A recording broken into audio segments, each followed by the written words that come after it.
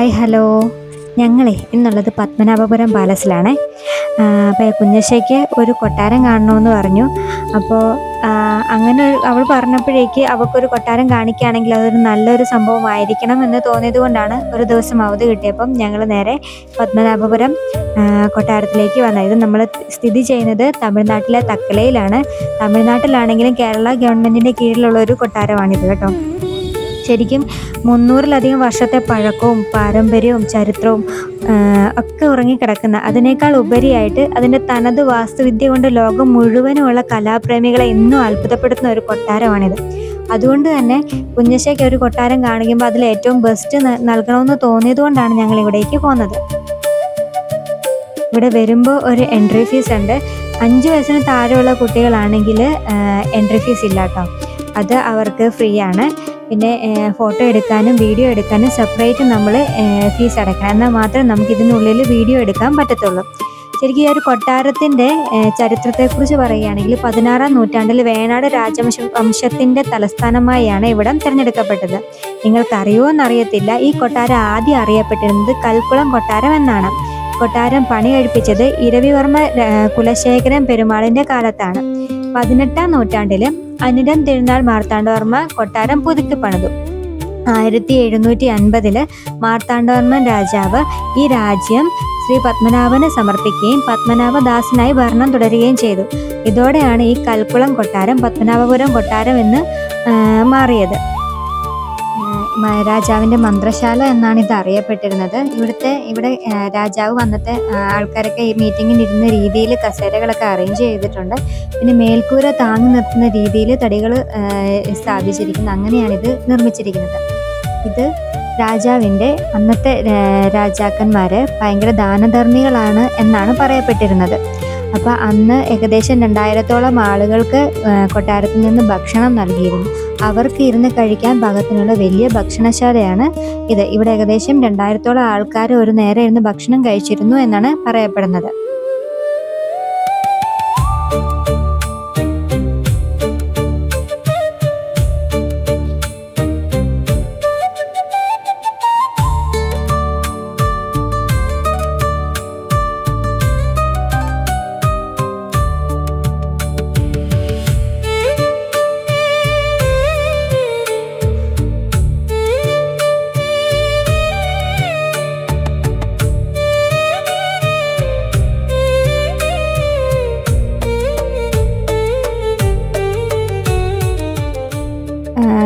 ഭക്ഷണശാലയിൽ നിന്ന് താഴേക്ക് വരുമ്പോൾ സാധനങ്ങൾ സൂക്ഷിക്കാൻ ഉപയോഗിക്കുന്ന വലിയ പാത്രങ്ങൾ സൂക്ഷിക്കുന്ന ഒരു ഏരിയ കാണാം. വളരെ നീളമുള്ളൊരു വലിയ മുറിയാണിത്. അവിടെ കൽഭരണികളും ഒക്കെ സൂക്ഷിച്ചിട്ടുണ്ട് അന്നത്തെ കാലത്തെ.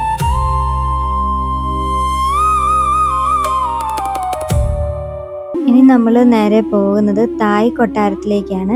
ഇവിടുത്തെ കൊത്തുപണികളുടെ പേരിലാണ് ഈ ഒരു ഭാഗം പ്രശസ്തമായിരിക്കുന്നത്.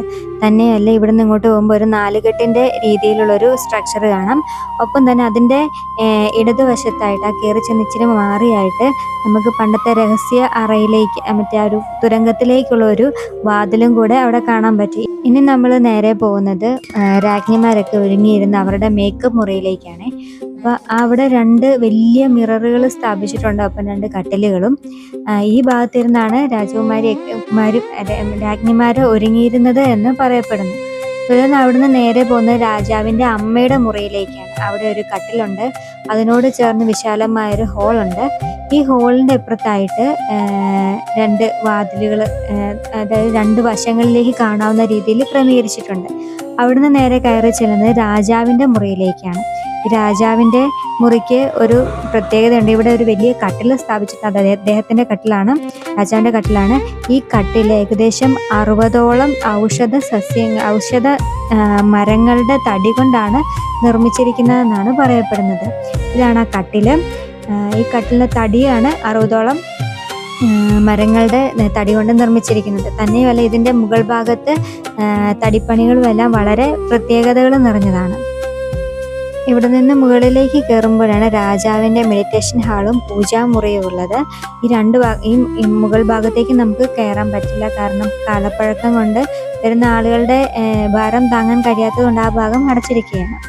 പിന്നെ അവിടുന്ന് നമ്മൾ കണ്ട വഴികളിലൂടെ ഇടവഴികളിലൂടെ നടന്ന് നമ്മൾ മുന്നോട്ട് നീങ്ങിക്കൊണ്ടിരിക്കുകയാണ്. കുഞ്ഞുഷ ഏറ്റവും ആസ്വദിച്ചാണ് ഓരോ ഇടവഴിയും കൂടി കയറിക്കൊണ്ടിരിക്കുന്നത്.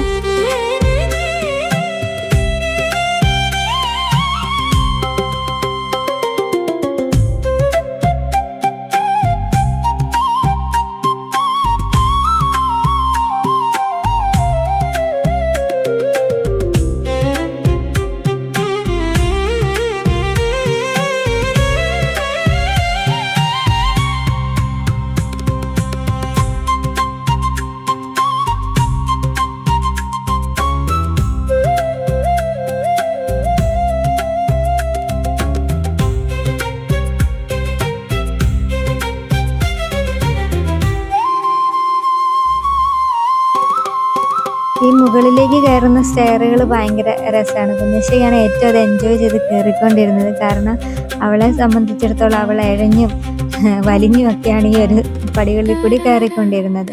ഈ ഭാഗമാണ് രാജാവിൻ്റെ സഹോദരി താമസിച്ചിരുന്ന സ്ഥലം.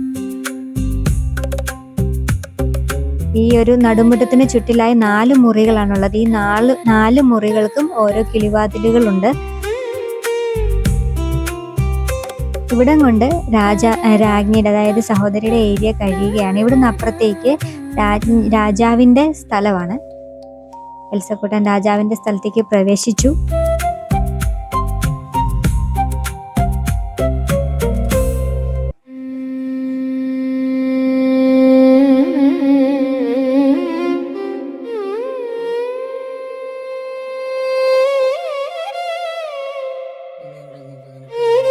ഈ ഭാഗത്തായിട്ട് നമുക്ക് ടോയ്ലറ്റുകൾ കാണാൻ പറ്റും. കാരണം അതായത് അറ്റാച്ച്ഡ് ബാത്റൂം എന്നൊരു കൺസെപ്റ്റ് നമ്മൾ ചിന്തിക്കുന്നതിന് മുന്നേ രാജാക്കന്മാർ ചിന്തിച്ചിരുന്നു. അതിൻ്റെ ഒരു തെളിവാണ് ആ ഒരു വലിയ മുറിയുടെ ഇരുഭാഗങ്ങളിലായിട്ട് ക്രമീകരിച്ചിരിക്കുന്ന 2 ടോയ്ലറ്റുകൾ.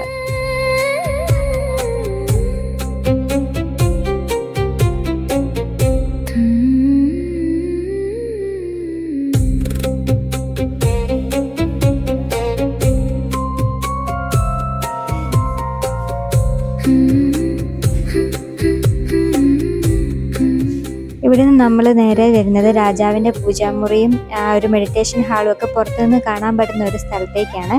ഒപ്പം തന്നെ കൊട്ടാരത്തിൻ്റെ നവരാത്രി മണ്ഡപവും നമുക്കിവിടെ കാണാൻ പറ്റും.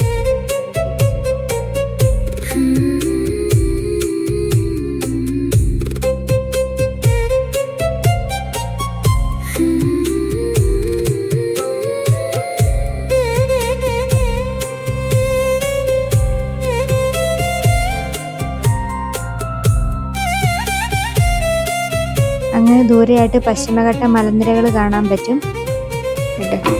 ഇതിനിടയിൽ ആ കൊട്ടാരത്തിൽ കണ്ട ഏതോ ഒരു ഓട്ട വഴി എൽസ കയറി പോവാണേ. പക്ഷെ അതിനിടയ്ക്ക് മല ഇവിടെ നിന്ന് നോക്കുമ്പോൾ കാണുന്ന നല്ല സീനറിയാണ്. ചുരുക്കത്തിൽ ഈ ഒരു കൊട്ടാരം ഇവിടെ വരുന്നതിനൊരു കാരണം തന്നെ ഈ പശ്ചിമഘട്ട മലനിരകളാണ്. ഈ മലനിരകളും അത് നൽകുന്ന ഒരു സുരക്ഷയും അവിടുത്തെ ജലത്തിൻ്റെ ലഭ്യതയും ഒക്കെയാണ് ഈ ഒരു കൊട്ടാരം ഈ തക്കലയിൽ ഈ ഒരു സ്ഥലത്ത് സ്ഥാപിക്കാൻ കാരണമായത് എന്ന് പറയപ്പെടുന്നു.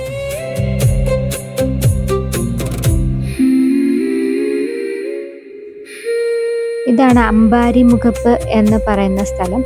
അതായത് രാജാവ് പ്രധാനപ്പെട്ട വിശേഷ ദിവസങ്ങളിലൊക്കെ എഴുന്നള്ളിപ്പ്, തേരോട്ടം അങ്ങനെയുള്ള സാധനങ്ങളെല്ലാം വീക്ഷിച്ചിരുന്നത് ഈ ഒരു ഭാഗത്തു നിന്നാണ് എന്നാണ് പറയപ്പെടുന്നത്. ആനയുടെ പുറത്ത് സവാരി ചെയ്യുന്ന ഇരിപ്പിടത്തിൻ്റെ ഒരു ഷേപ്പിലാണ് ഈ ഒരു സ്ഥലം രൂപകൽപ്പന ചെയ്തിരിക്കുന്നത് തന്നെ. അതുകൊണ്ട് തന്നെയാണ് അമ്പാരിമുഖപ്പ് എന്ന പേര് അതിന് കിട്ടിയത്.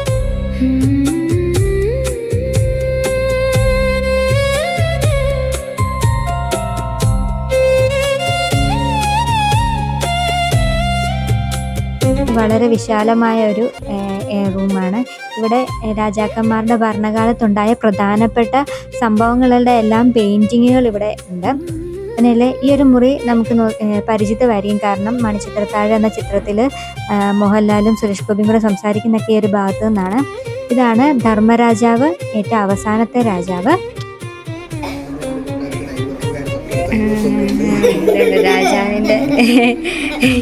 രാജാവിന്റെ കൊട്ടാരത്തിലെ അയൽവക്കക്കാരാണ്. വലിയ കാറൊക്കെയുള്ള വലിയ ടീംസൊക്കെയാണ്. ഇത് കണ്ടുപിടിച്ചത് നമ്മുടെ എൽസക്കുട്ടനും അച്ഛനും കൂടാണ്. രാജാവിന്റെ അയൽവക്കക്കാരെ കണ്ടുപിടിച്ചത്.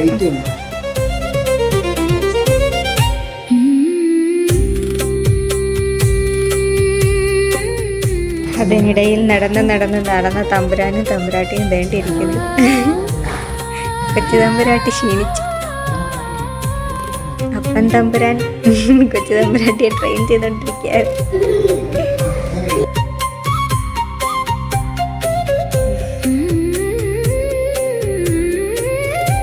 ഇവിടെ വളരെ വിശാലമായ ഒരു ഭാഗമാണ്. ഇവിടുന്ന് ബാൽക്കണികളുണ്ട്. വളരെ മനോഹരമാണ് ഈ ഒരു ബാൽക്കണി.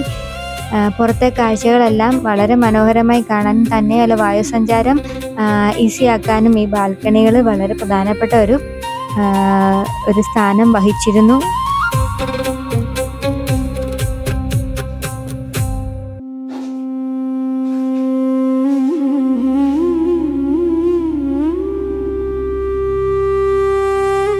തന്നെയല്ല, വിദേശീയരായിട്ടുള്ള അതിഥികൾക്കായിട്ട് ഈ പണി മാറ്റി വച്ചിരുന്നതായിരുന്നു ഈ ഒരു ഭാഗം എന്നതുകൊണ്ട് തന്നെ ഇവിടെ അന്നത്തെ കാലത്തെ വളരെ മോഡേണായി തോന്നിക്കുന്ന തരത്തിലുള്ള ടോയ്ലറ്റുകളും മറ്റും ഈ മുറികളോട് ചേർന്ന് രൂപപ്പെടുത്തിയിട്ടിരുന്നു.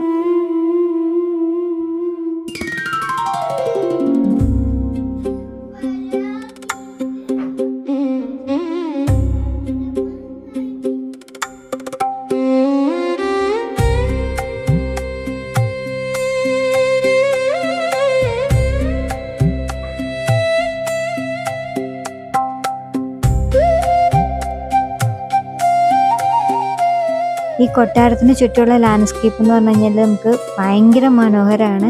തന്നെയല്ല, ആ ഒരു ചൂടത്തും ഈ ഒരു ഭാഗത്ത് നിന്ന് കഴിഞ്ഞാൽ നമ്മുടെ മനസ്സൊക്കെ ഒന്ന് ഒരു കുളിർമയാണ് നമുക്ക്.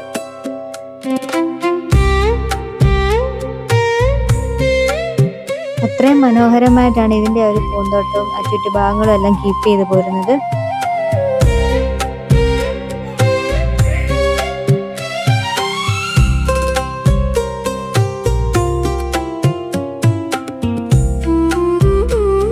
ഇനി ഇവിടുന്ന് നേരെ നമ്മൾ പോകുന്നത് രാജ്ഞിയും മറ്റും കുളിച്ചിരുന്ന കുളിക്കടവിലേക്കാണ്. കുളിക്കടവും ഊട്ടുപുരയും ഒക്കെ ഉണ്ടായിരുന്നത് ഈ ഒരു ഭാഗത്താണ്.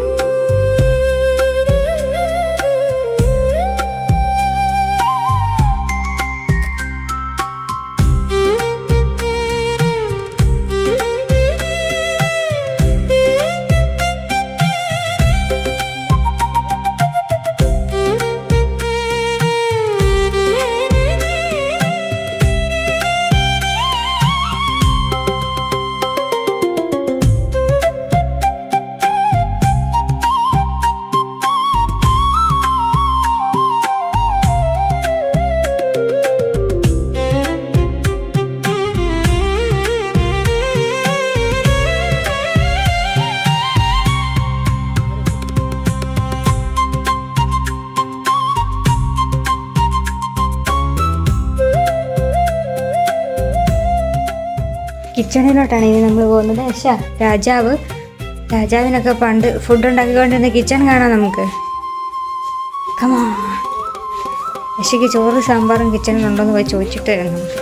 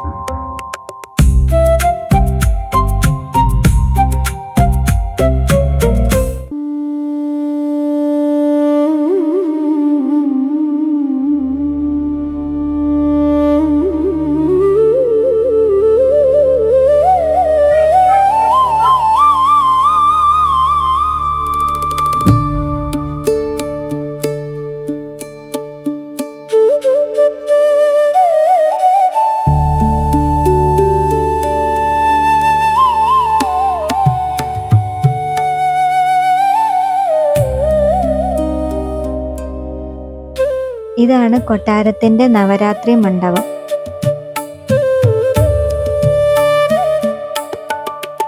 നവരാത്രി ആഘോഷവേളകളിൽ നൃത്തം അവതരിപ്പിക്കാനായിട്ട് ഒക്കെ ഉപയോഗിക്കുന്ന ഒരു വലിയ ഹാളാണിത്.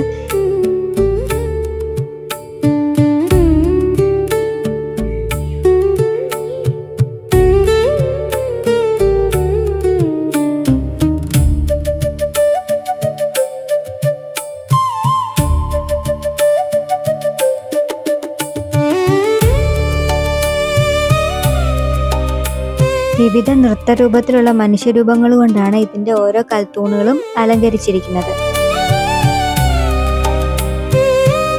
ഇത് സരസ്വതി ദേവിക്ക് സമർപ്പിച്ചിരിക്കുന്ന ഒരു ചെറിയ ക്ഷേത്രമാണ്. പ്രശസ്തരായിട്ടുള്ള കലാകാരന്മാർ വാർഷിക നവരാത്രി ചടങ്ങുകളിൽ വന്ന ദേവിയുടെ മുൻപാകെ ഇവിടെ നൃത്തം അവതരിപ്പിക്കുന്ന ഒരു പതിവുണ്ടായിരുന്നു.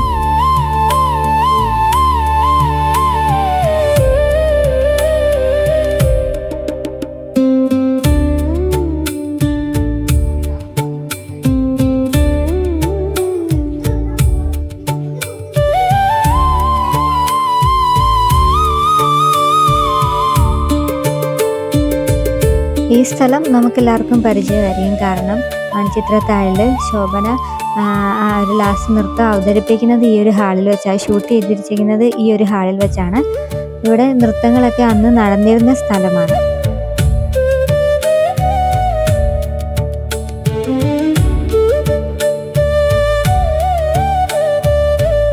ഇത് കൊട്ടാരത്തിലെ കിണറും അതിൻ്റെ ഭാഗങ്ങളുമാണ്. ഇത് മണിമാളികയാണ്. ഏകദേശം 300 വർഷത്തോളം പഴക്കമുള്ള ഈ ക്ലോക്ക് ഇന്നും കൃത്യമായ സമയമാണ് കാണിച്ചുകൊണ്ടിരിക്കുന്നത്. അങ്ങനെ ഇത്രയും കാഴ്ചകളൊക്കെ കണ്ട് നമ്മൾ കൊട്ടാരത്തിൽ നിന്ന് പുറത്തിറങ്ങി. ഇനി ഇവിടുത്തെ മ്യൂസിയമാണ് നമുക്ക് നിന്ന് ഖനനം ചെയ്തെടുത്തിട്ടുള്ള ഇവിടെ നിന്ന് കിട്ടിയിട്ടുള്ള ശില്പങ്ങളും മറ്റുമാണ് ഇവിടുത്തെ മ്യൂസിയത്തിലുള്ളത്.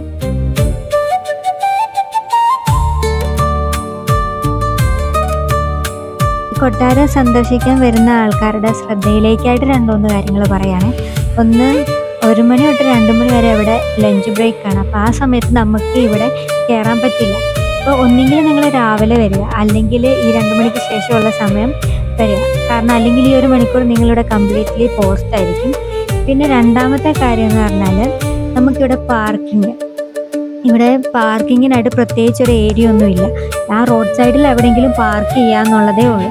അതിന് ഇവിടെ നടക്കുന്നതെന്ന് പറഞ്ഞാൽ ഇവിടുത്തെ ലോക്കലായിട്ടുള്ള ആൾക്കാർ പാർക്കിംഗ് ഫീ എന്ന് പറഞ്ഞിട്ട് നമ്മുടെ ഒരു എമൗണ്ട് 50 രൂപ വെച്ച് വാങ്ങിക്കുന്നുണ്ട്. പക്ഷേ ഇവിടെ അങ്ങനെ പാർക്ക് ചെയ്യാനായിട്ട് ഒരു പ്രത്യേക സ്ഥലം ഇല്ല താനും. അതുകൊണ്ട് തന്നെ ഈ 50 രൂപ എന്ന് പറഞ്ഞ പാർക്കിംഗ് ഫീസ് വന്ന് കൊടുക്കേണ്ട കാര്യമില്ല.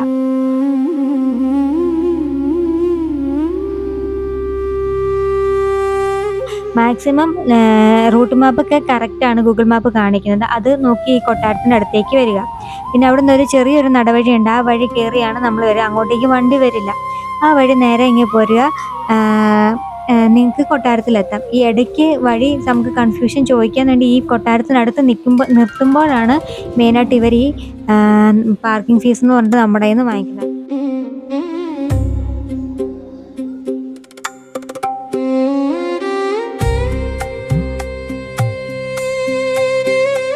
അങ്ങനെ ഏകദേശം 1.5 മണിക്കൂറോളം ഞങ്ങൾ ഈ പാലസിൽ സ്പെൻഡ് ചെയ്തു. അതിനുശേഷം ഇവിടെ നിന്ന് പയ്യെ ഇറങ്ങി. വളരെ നല്ലൊരു അനുഭവമായിരുന്നു.